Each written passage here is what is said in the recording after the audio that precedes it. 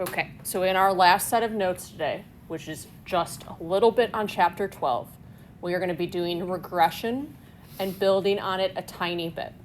So the last thing that we have to talk about forever for this year in stats is we are looking at confidence intervals and hypothesis tests for slope. We will not be doing the entire 4C process. We are just going to do the calculations. That's it. We're not checking any assumptions. It's going to review some of what we've already done with regression from before. So here is our first AP question. What I want to point out to you is that this is a question number 6, which means it's going to have some things in it that we haven't seen before. So it's going to give us parts probably A, B, and C that we have seen, and then it might throw in a part D or a part E that is going to stretch or expand on what we've seen. So let's get started. The statistics department at a large university is trying to determine if it is possible to predict whether an applicant will successfully complete the PhD program or will leave before completing the program. The department is considering whether GPA in undergraduate stats and math courses and mean number of credit hours per semester would be helpful measures. To gather data, a random sample of 20 entering students from the past 5 years is taken, and the data is given below. Okay, so I want to point out we have these 20 students. They were separated into 2 groups, those who completed the PhD program and those who did not. And for each student, we looked at what was their undergraduate GPA and what was their average number of credit hours. So then, the regression output at the next page resulted from fitting a line to the data in each group. The residual plots not shown indicated no patterns, and the assumptions necessary for inference were judged to be reasonable. I want to make sure that we know what this word inference means. When you see inference, that's referring to a confidence interval or a hypothesis test. And it is saying the assumptions that are necessary were reasonable. So that is telling us that all of the assumptions for a confidence interval or a hypothesis test were judged to be reasonable. We okay so far? Okay. So this page has part A. So there is the computer output. We don't need that yet, though. Part A, use an appropriate graphical display to compare the GPAs for the 2 groups. Write a few sentences commenting on your display. Okay. When I initially read this, I got ready to start drawing a scatter plot. This is not a scatter plot question. All we are looking at is GPA. We don't care about credit hours. All we care about is GPA. So we have a few different graphs that we can use. We can use a dot plot. We can use a histogram. We can use a box plot. I'm going to go with what I think is easiest, which is a dot plot. Oh, we could do a stem plot too, stem and leaf plot. So you all can go back and forth between the pages. For me, it's not as easy. If we take a look at successfully completed the program, the lowest GPA, it looks like is 2.9. And the highest one it looks like is a 4.0. And those that did not complete it successfully, the lowest also is a 2.9, and the highest is a 3.9. So the reason I'm looking at that is so I know how to scale my graphs. I now know I need to go from 2.9 to 4. Okay, and we're going to have 2 different dot plots. So let's make sure we give ourselves enough room for both. So I'm going to do 2.8, 3, 3.2, 3.4, 3.6, 3.8, and 4. And then above it, I'm going to draw exactly the same. Bless you.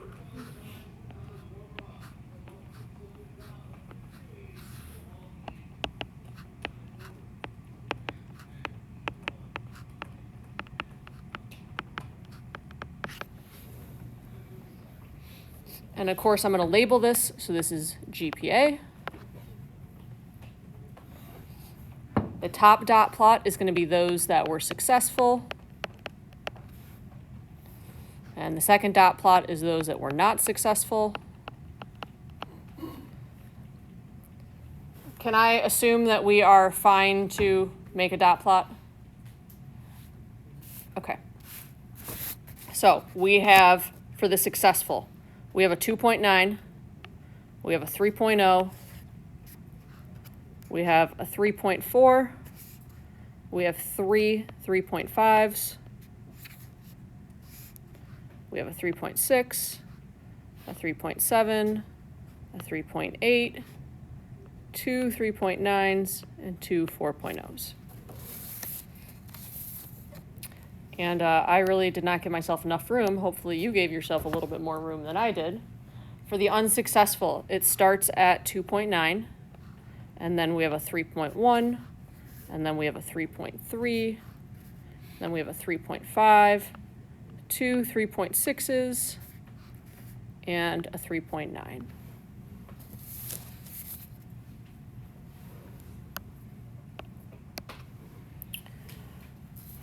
Okay, write a few sentences commenting on your display. This is numeric data. What do we have to do? When it says, Augie, thank you. CSSU. Okay, very important. So this is a review. Make sure you are actually comparing. So make sure you are actually comparing, not just listing. So the center GPA.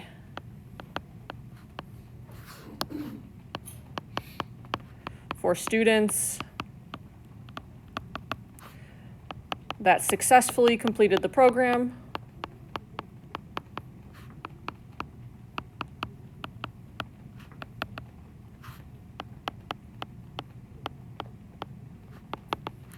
is higher than those who did not.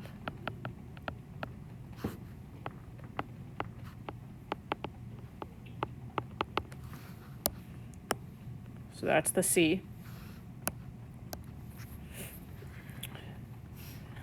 Are we okay if I don't use complete sentences? Yeah. So the spread. Okay, if we look at spread, a lot of times we like to look at the lowest and the highest numbers. You're going to notice they're the same. That does not mean that the spread is the same. For the successful candidates, there's more points in between. They are more concentrated. So we would say the spread is smaller for the successful candidates.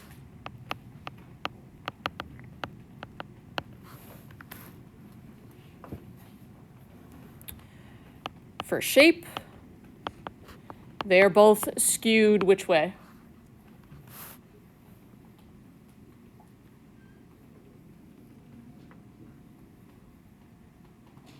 Right or left? Left. That's where the tail is. Both are skewed left. And in terms of anything unusual, I would say for the unsuccessful, there's nothing. You need to say that.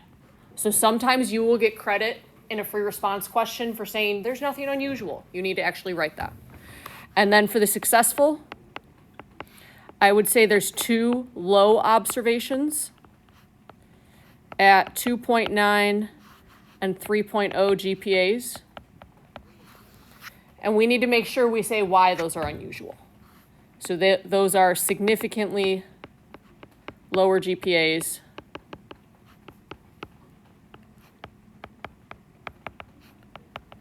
than the other students in the program.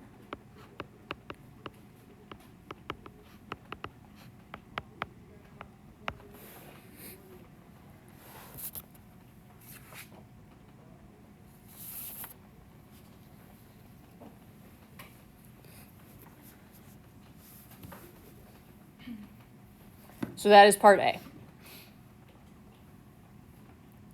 Questions on part B? Or questions on part A before we look at part B? Okay, part B is the new stuff. For the students who successfully completed the PhD program, is there a significant relationship between GPA and mean number of credit hours per semester. Okay, so is there a relationship between GPA and number of credit hours? What I want us to be thinking of is it's asking us, is there a relationship between two numeric variables? If we have two numeric variables, the way that we would display that relationship is we would look at a scatter plot. So we're looking for, is there a relationship in the scatter plot? Now, we have to give statistical justification. And it's asking, is there a significant relationship? So is it statistically significant? So the way that we can describe the relationship in a scatter plot is by the slope. So that's what it's asking us. When it says, is there a significant relationship, it's asking us, is there a slope that's not 0? If the slope was 0, then we're just looking at a horizontal line. There's not a significant relationship. Okay, so it's asking us to set up a hypothesis test. We are going to assume, well, first of all, before we even do that, let's talk about our parameter. Our parameter here is beta, and beta is the population slope, or the true slope, for the relationship between GPA and mean number of credit hours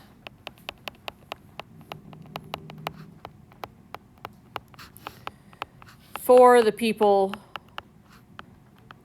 who finished the program.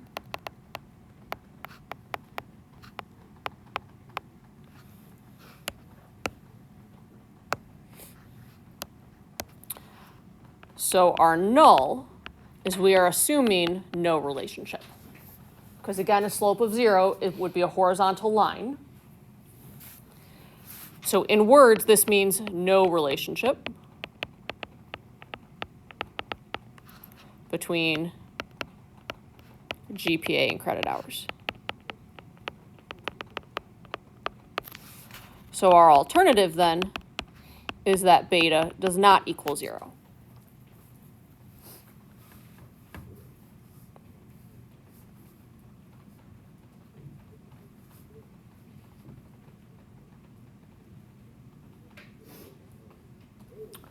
Okay, we are performing what is called a t-test for slope.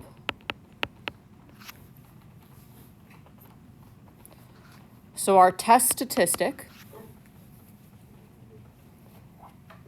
is going to be sample slope subtract population slope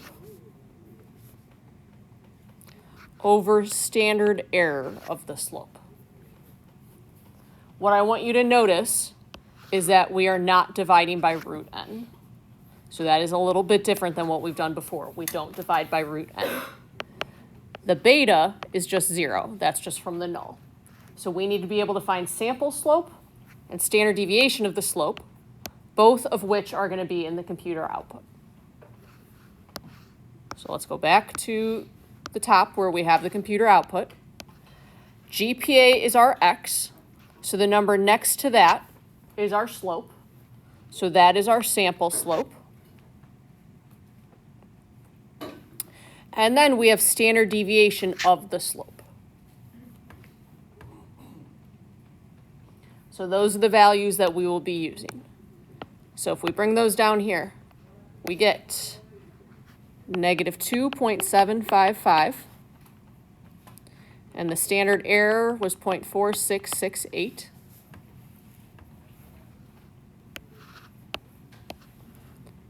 So that ends up being about negative 5.90.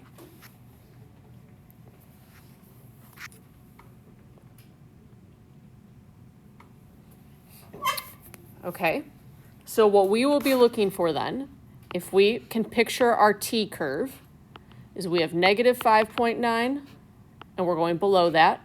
And then we have positive 5.9, and we're going above that because it's a two-tailed test. So we're going to find the probability that t is less than or equal to negative 5.9. but then we're going to double it for the two tails. Now, the other thing that we should be thinking about is T has degrees of freedom. This is the only difference for degrees of freedom here. So this is another big one that I need us to know. Degrees of freedom in this case is n subtract 2. So for slope, it is always n subtract 2. On the front page, if you were to add up how many people completed the program, it was 13. So if we do 13 subtract 2, it's going to be 11 degrees of freedom.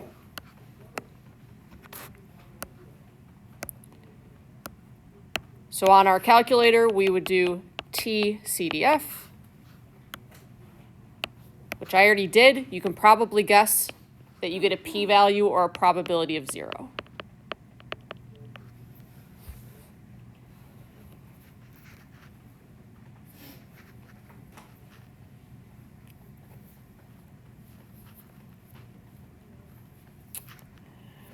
Okay, I want to show us something on this output again.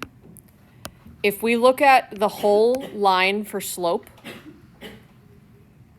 I want you to notice those last two numbers. This is the test statistic that we calculated, and this is that p-value. So we really didn't even have to calculate anything. We could have just pulled them right out of the output.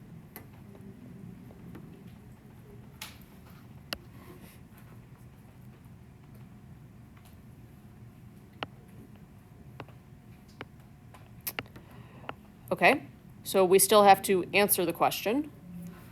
The question asked, like, is there a useful relationship? Something like that.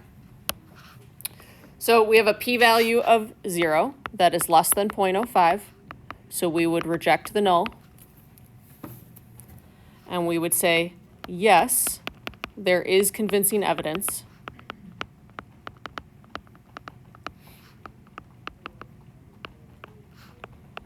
of a significant relationship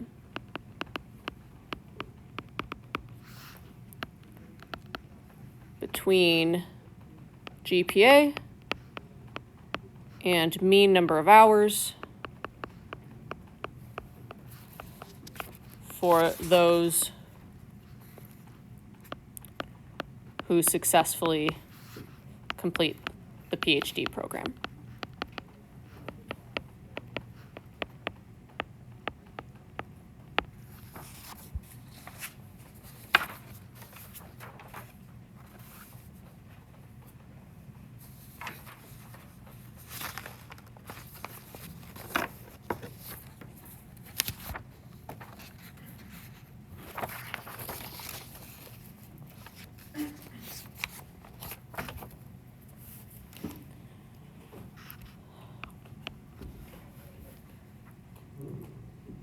Questions?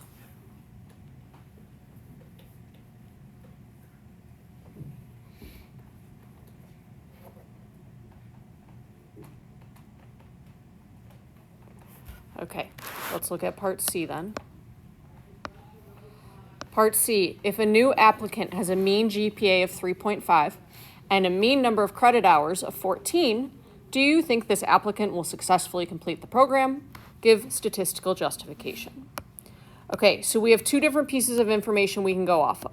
We can go off of the students who did successfully complete the program and those who did not. We're going to use both pieces of those information, or both of those models. What we're going to be doing is we're going to be looking at the two different equations. So those are the numbers that we are going to use. Again, you can easily flip between them. I really can't, which is why I wanted to show you, but then just move.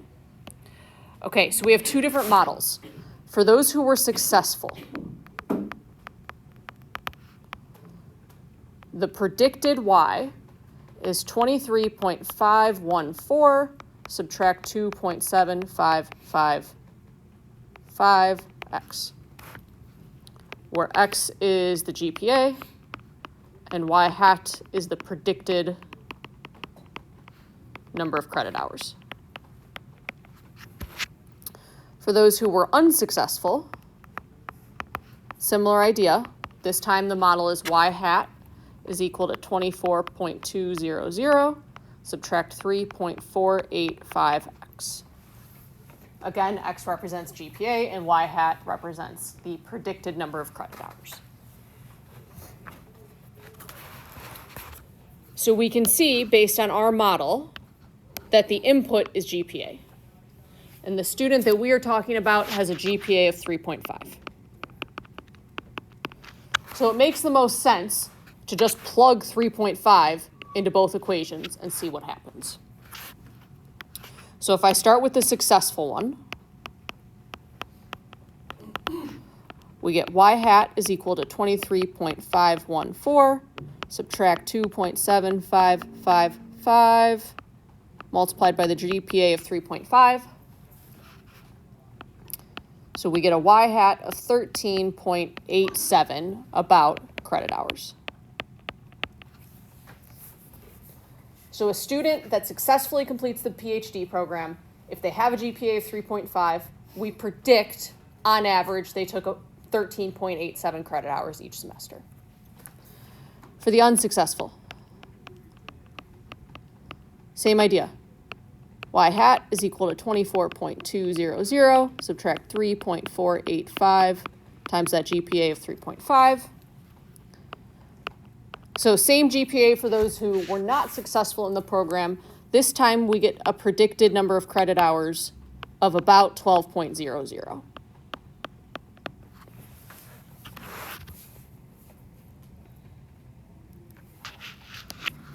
The other thing the question told us is this student with a GPA of 3.5 took 14 credit hours on average.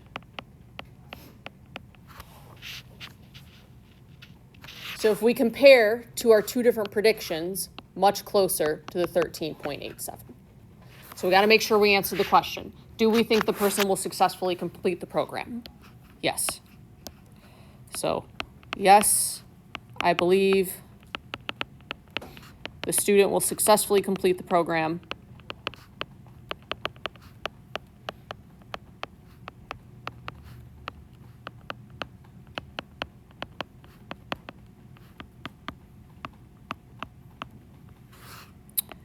Because the actual number of credit hours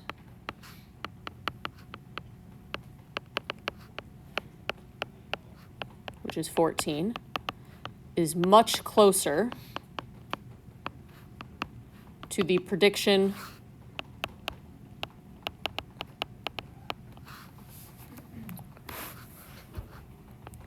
for successful completion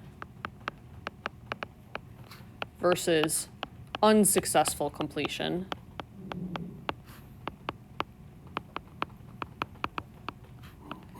based on a GPA of 3.5.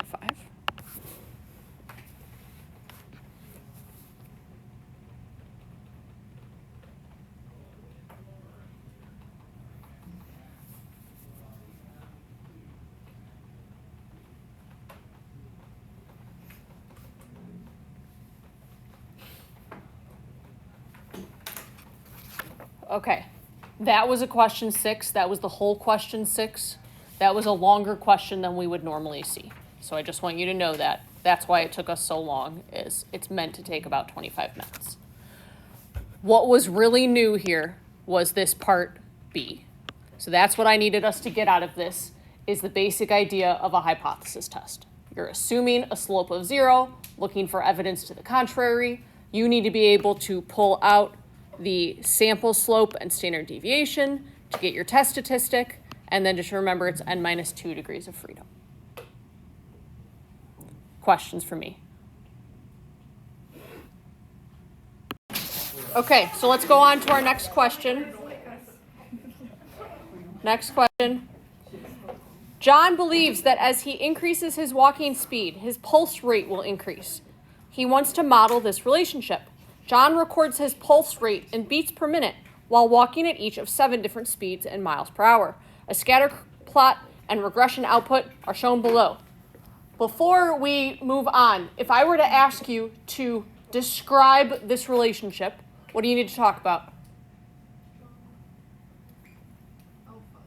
FUDs. Do we remember that? What does F stand for? Form. U? Unusual. D? Direction. Strength. Very good. Strength. Okay, I want to talk about the computer output a little bit. Here are the numbers, I'm going to ask you to highlight them, that you should be able to identify and use. So we have constant, we have x. You should be able to use those numbers. That 0.8192 is the standard deviation of the slope, which we've talked about. We just saw the t and the p. And then we've talked before about s and r squared. You do not need to use this r squared adjusted ever, and you will not need to use the analysis of variance. I want to remind you that this s, sometimes written as s sub e, is a typical residual.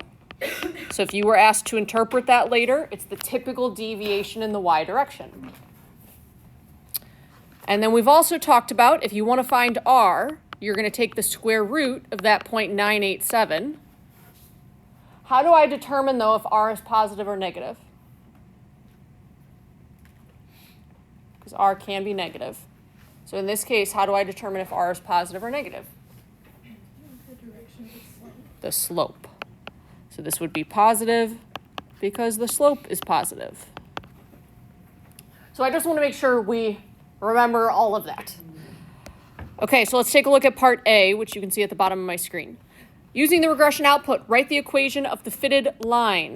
So I'm going to do that up here since I don't have a whole lot of room. Constant is our y-intercept. So we have 63.457. Add, since speed is our x, we can tell on the scatter plot. This 16 is the coefficient on x, so it's our slope. So that is 16.2809x. Now, you are not going to get full credit for that. Why not?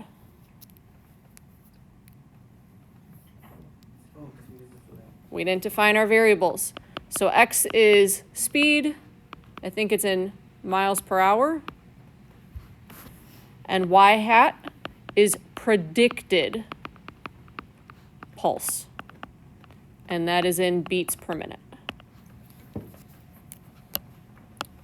So that's part A.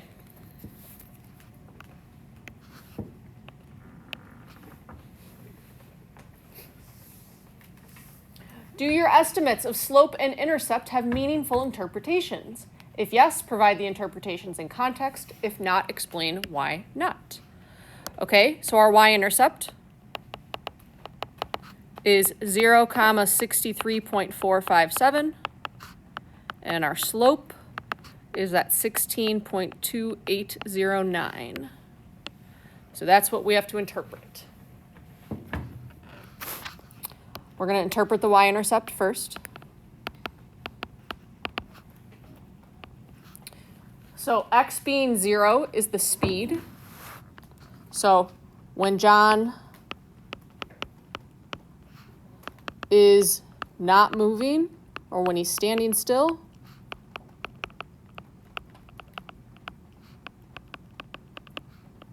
we predict his pulse rate to be 63.457 beats per minute. I learned recently, looking at a AP problem that I think we did in here, you are not going to get credit without the units. So you have to have beats per minute.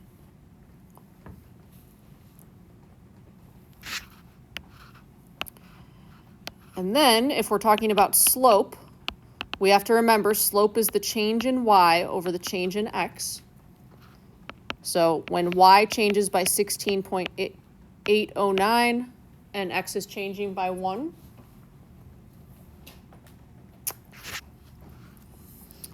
so for every additional 1 mile per hour that for every additional 1 mile an hour that 1 mile an hour faster that John walks. Sorry, I had to think a little bit. For every additional 1 mile an hour faster that John walks, we predict his speed to increase, that one is important, by 16.2809 miles per hour. So again, we need these beats per minute. Thank you for correcting me. Sorry, this should not be miles an hour. It should be beats per minute. So again, we need to have units. It is very important to say additional. Some people will say for every 1 mile an hour. That's not the case. It's every additional 1 mile an hour. And then we need to make sure that we are indicating that this is an increase because the slope is positive.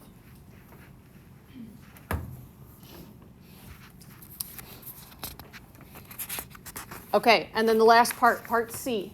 John wants to provide a 98% confidence interval for the slope parameter in his final report. Compute the margin of error that John should use. Assume the conditions for inference are met. Okay, so let's talk part C. The general formula for a confidence interval is statistic plus or minus critical value multiplied by the standard error of the statistic.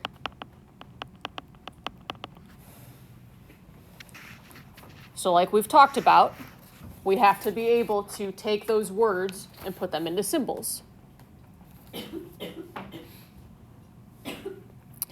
Our statistic is sample slope. Critical value is t, and we said we're using n minus 2 degrees of freedom because it's slope. And standard error of the statistic is standard deviation of the slope. When we talk about margin of error, though, it's only the stuff after the plus or minus. So that is our margin of error.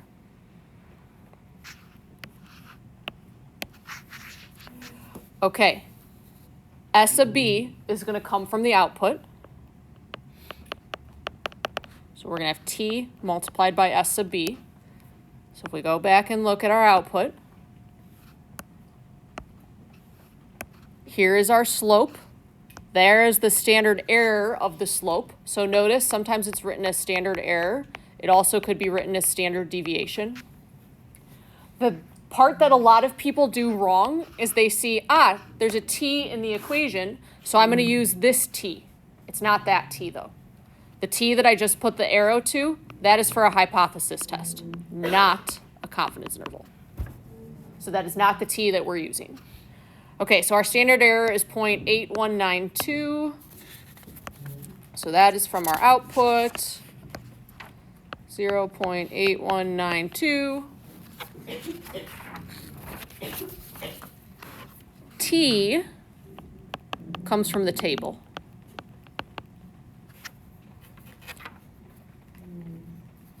T comes from the table. So it says 98% confidence, which I think is on the table. Hopefully it is. It is. 98% confidence is on the table. If we count up the dots on the figure or we just read the information above, it says n is 7. So we are looking at 5 degrees of freedom, 98% confidence.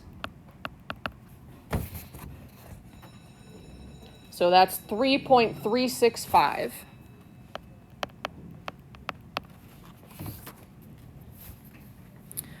So then finally, when we multiply those two numbers, we get a margin of error of 2.7566.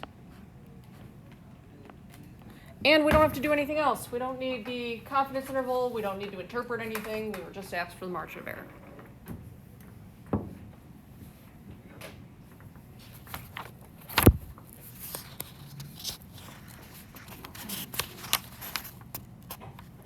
questions for me?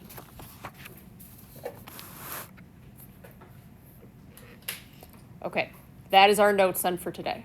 There are 2 other problems. You will spend the rest of class doing those 2 problems and turning them in. Sound good?